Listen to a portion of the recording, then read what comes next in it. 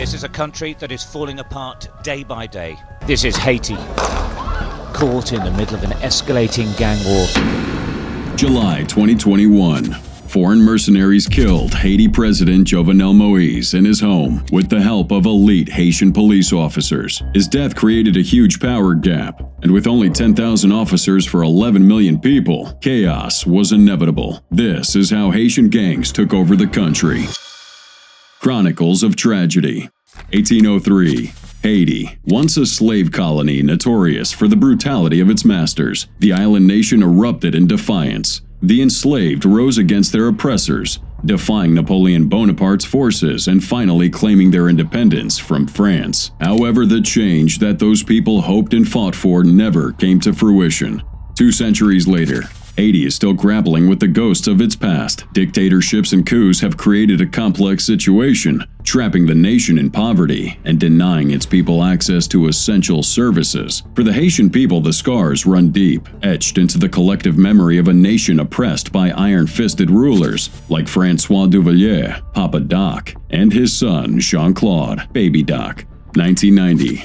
A glimmer of hope finally emerged. Jean-Bertrand Aristide, a priest from a humble corner of the country, became Haiti's first democratically elected president. But the promise was short-lived. Within a year, Aristide was ousted in a coup, only to return to power in '94 with the backing of American troops. Then 20 years later, a devastating earthquake struck Haiti, killing over 200,000 people and leaving countless others displaced. Despite the catastrophe, many saw this as an opportunity to rebuild and improve the country's infrastructure. Haiti had received over $9 billion in humanitarian aid and donations, along with an estimated $2 billion in cheap oil supplies and loans from Venezuela. Many international organizations would rally to rebuild Haiti's fractured bones. The money disappeared without a trace. Corruption ate away at the core of the reconstruction efforts. Those responsible for rebuilding were accused of stealing, leaving the already drained nation struggling to survive. And in the years that followed, ongoing economic struggles,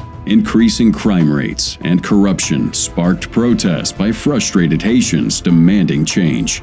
2017. That change came in the form of Jovenel Moïse, who assumed office after supposedly winning the election. However, Moïse's rise to power was tainted from the start. His campaign faced allegations of fraud and corruption, but over the next few years, Moïse used his influence over the judicial system to dismiss charges against him and weaken the opposition, who never accepted his victory. The constant disagreement soon escalated into a full-blown political crisis, leaving the country without a parliament or a set election date. As the crisis continued, Moïse started implementing unpopular decrees, which further undermined the legitimacy of his government. Eventually, the ticking bomb that had been going on for years finally blew up in everyone's faces. July 7, 2021. Moïse was assassinated at his home in Port-au-Prince. A group of 28 mercenaries, mostly Colombians, were suspected of carrying out the attack. However, Haitian Chief Prosecutor Bedford Claude later raised suspicions about the involvement of the president's own top bodyguards, as none of them were harmed in the incident. Haiti's police chief Leon Charles announced 4 more formal arrests. At least 3 of them are police officers. Since then, Haiti has plunged into further chaos, forever changed by the events that unfolded. And now you might be wondering, where do the notorious criminal gangs of Haiti fit into all of this? The leash is broken. February 29, 2024. Haitian gangs carried out a series of coordinated attacks across Haiti's capital, Port-au-Prince, resulting in the deaths of at least 4 police officers. The most powerful gang leader in the country, Jimmy Cherizier, also known as Barbecue, claimed responsibility for the attacks. Barbecue stated that his goal was to capture police and government officials and prevent return of Prime Minister Ariel Henry, who was advocating for the establishment of a UN-backed international police force to combat gangs in Haiti. Since then, Haiti has descended into full-blown civil conflict, with organized gangs taking control over large portions of the country and launching offensives. Now, before delving into the current situation of the Caribbean nation, it is crucial to address a fundamental question. How did these gangs come to power in the first place? Blaming poverty, colonialism, deforestation, and foreign interference for the violence in Haiti is the easy way out. However, the real root of the issue lies in the reliance of Haitian leaders on street gangs. In reality, Haiti has been without a standing army or a well-funded national police force for years. So, who do the leaders turn to for protection? You guessed it, the gangs. But how did it all begin? 1994. After Dynasty was ousted from power and the U.S. intervened to reinstate him, a World Bank program flooded Haiti with rice from the U.S. This move wiped out the farming communities, pushing jobless young men into Port-au-Prince, where they would find a home within gangs. Politicians in Haiti saw an opportunity and began using these gangs as a cheap armed force. Dynasty himself was the first to employ these gangs to shield himself from another coup. 1996. After Dynasty, René Préval became president and cracked down on gangs, giving him the choice to disarm or be killed. However, after his term, subsequent leaders either turned a blind eye to the gangs or were even connected to them. According to a recent analysis by the Global Initiative Against Transnational Organized Crime, the gangs that have taken over Port-au-Prince over the years have transformed into independent, violent entrepreneurs. This transformation has allowed them to freely operate in the lawless country, as noted by François Pierre-Louis, a political science professor at Queens College, the City University of New York. Professor Pierre-Louis described the country as an open house for gangs and drugs, saying, "The country basically became a narco-trafficking state. The gangs got empowered. And not only they got empowered, they had state protection, politicians protecting them." In the past 3 years since Moïse's assassination, the gangs have become even more powerful and independent. They've taken control of parts of the capital, causing chaos and fear among the population. Extortion, kidnappings, robberies, and gang violence have made life unbearable for many Haitians, and even forced humanitarian aid to limit their operations. This year, the gangs have reached a dangerous level of autonomy. They now have the power to influence the government, and experts call them a mini-mafia state. The government is struggling to maintain control, and those who initially supported the gangs realize they have created a monster. Now the monster's off its leash, and is wreaking havoc everywhere. Haitis Gangs. Who are they, and what do they want? It's estimated that there are about 200 armed gangs operating in Haiti, with about half of them in Port-au-Prince. Yet in the capital, there are two major gang coalitions. The first coalition, known as the G9 Family and Allies Alliance, or simply G9, is led by Jimmy Barbecue Cherizier, a former Haitian police officer currently under UN and US sanctions for his involvement in Haiti's violence. The second coalition is GPEP, led by Gabriel Jean-Pierre, also known as T. Gabriel. He used to belong to a gang called Non-Brooklyn before forming GPEP, which is based on Port-au-Prince's impoverished Site-Soleil district. G9 and GPEP have been rivals for years, battling for control in Port-au-Prince. Both groups have been accused of mass killings and violence in areas under their control, as well as in districts they're trying to take over. However, recently, Barbecue announced that the two groups had reached a pact late last year called Vie Ensemble, or Live Together in Haitian Creole, to collaborate in removing Prime Minister Ariel Henry. But why? Well, after the assassination of Jovenel Moïse,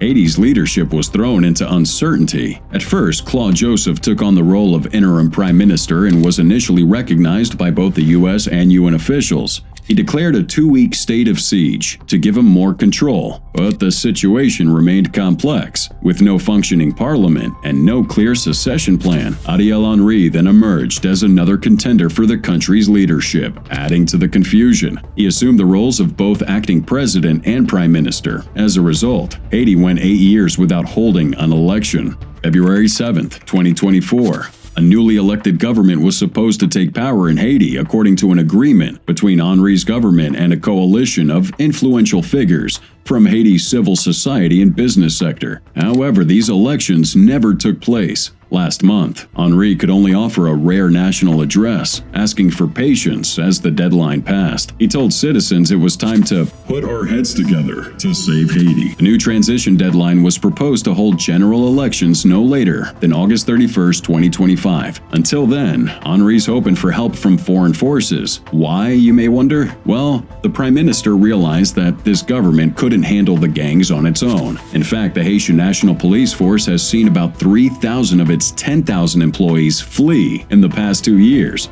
Late 2022, Henri reached out to the international community for assistance. Some nations, like the U.S., showed little interest due to the poor outcomes of past interventions in Haiti. Now, despite this, the U.S. agreed to fund the deployment of 1,000 Kenyan police officers, along with others from different countries. And so, in early February of this year, Henri traveled to Kenya to finalize the agreement for deploying those police officers to Haiti to tackle the violence. Unfortunately, the situation just got worse. The main goal of the Living Together Pact was to overthrow Henri's government and prevent the international forces from deploying. The gangs are aiming to establish a governing council to rule the country, and they want to have a say in choosing its members so they can maintain control. In a statement, the ruthless gang leader Barbecue claimed that the gangs were not trying to terrorize the public, but rather engaging in an armed revolution. La communauté internationale là assez lucide pour rendre compte pour chita pour dialoguer avec tout le monde. Mais si on essaie de résoudre avec ZAM, je pense effectivement que le monde quartier populaire au Cameroun. During a press conference, he declared, "Our first step in the battle is to overthrow the government of Ariel Henry. As we have always said, then we will ensure that the country has a strong state with a strong justice system to fight against the corrupt. We're going to make sure that we have a strong security system to allow everyone to circulate at the time they want and return when they want. Our goal is to see another Haiti." Ensuite, pour nous capables entamer bataille contre le système qui là et que pour nous venir avec Haïti que nous avons en tête nous. He also gave a warning if Henri didn't step down, stating, "If Ariel Henry doesn't step down and the international community continues to support him, they will lead us directly to a civil war, which will end in genocide."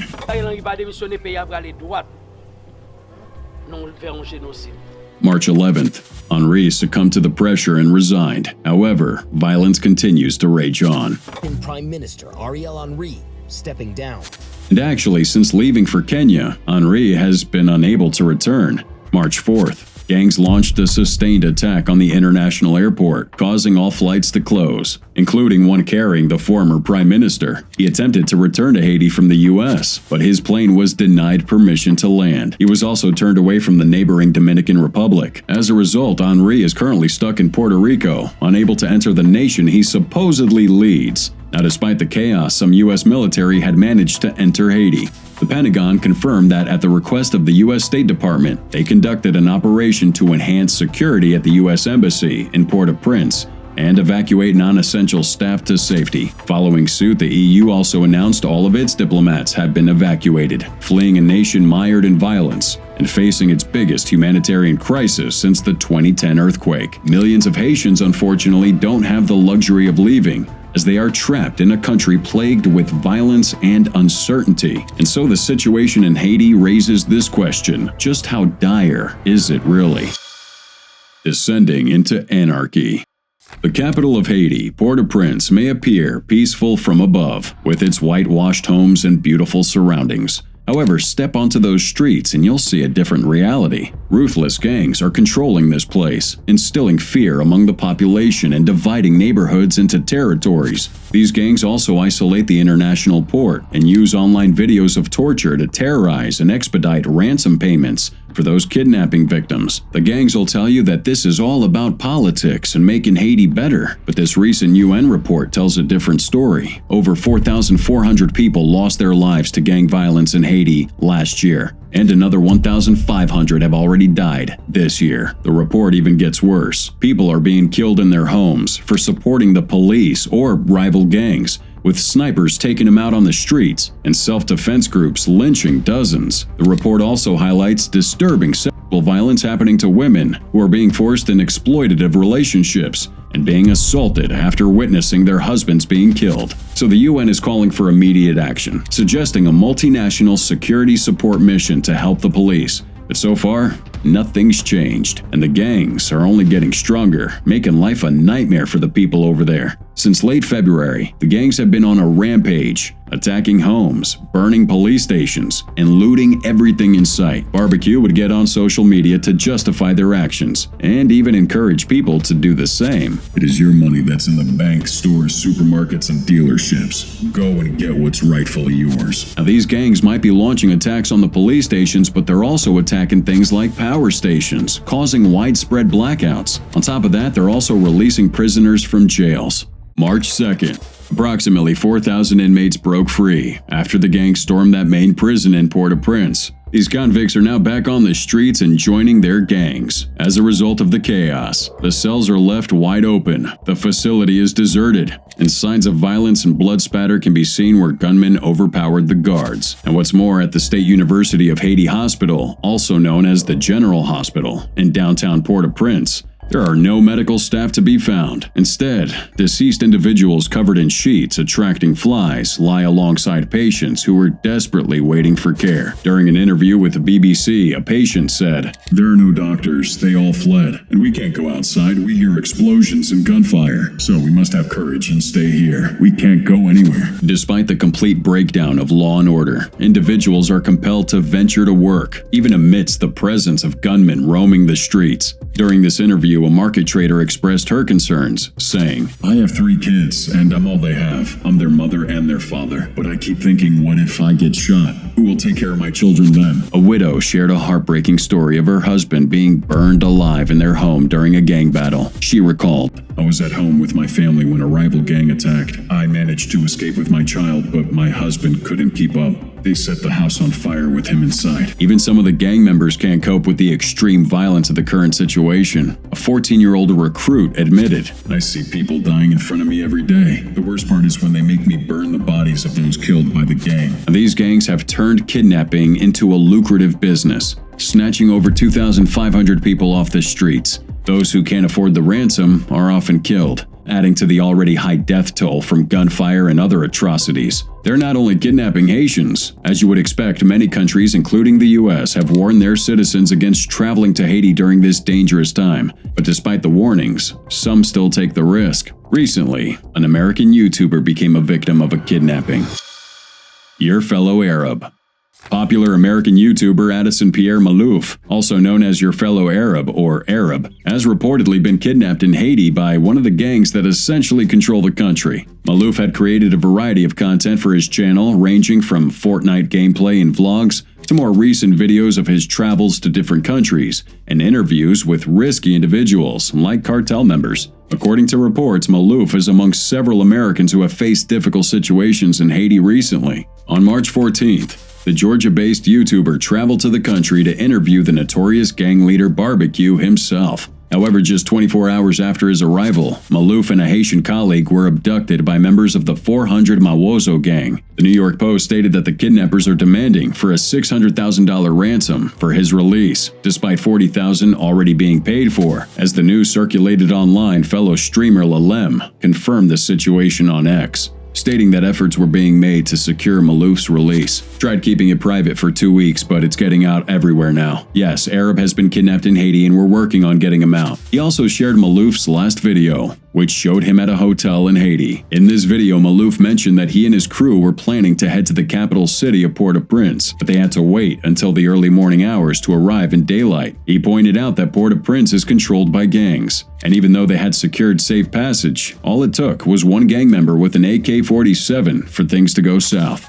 All it takes is one gang member holding an AK-47 for one thing to go wrong, so... March 10th, Malouf posted that he was embarking on another one of those risky trips. If I die, thanks for watching what I've put out. If I live, all glory to God. Another YouTuber, Miles Routledge, aka Lord Miles, said he talked to the kidnapped streamer before and after the abduction took place. In a series of tweets, Miles mentioned that Malouf was traveling with a fixer named Jean-Ruben Jean Sacra, who'd also been kidnapped. Miles reported that Arab was being held in a cage on the eastern outskirts of Port-au-Prince. He states that Malouf told him he has plans to release a great video despite the challenges and hopes to be freed soon. Additionally, he said that Sean was given the opportunity to leave but chose to stay with Arab because he's a great guy and didn't want to leave him alone. Now, the State Department confirmed that the U.S. citizen was kidnapped in Haiti but didn't provide further details. They only reiterated their message to U.S. citizens: do not travel to Haiti. Up until today, Malouf is still being held captive.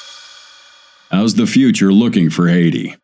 So, now that we know all of this, how does Haiti plan to tackle gang violence? That's the big question on everyone's mind. Experts agree that gang violence in Haiti is closely tied to the country's political and economic situation. Now, Haiti is the poorest country in Latin America and is unequal in terms of wealth distribution. High unemployment and limited opportunities only add to the power of armed groups. While addressing these underlying issues will require a long-term strategy, there's an urgent need to restore order immediately. Violence has forced over 200,000 people in Port-au-Prince to flee, and whatever Haitian police are left are struggling. The UN's World Food Program has even warned of a potential hunger crisis. As for the Kenya-led force that was supposed to be deployed, it's all up in the air. Kenyan officials have decided to wait and see how the political transition unfolds before moving forward with this security mission. President William Ruto has stated that Kenya will take charge of the mission once the Presidential Council is established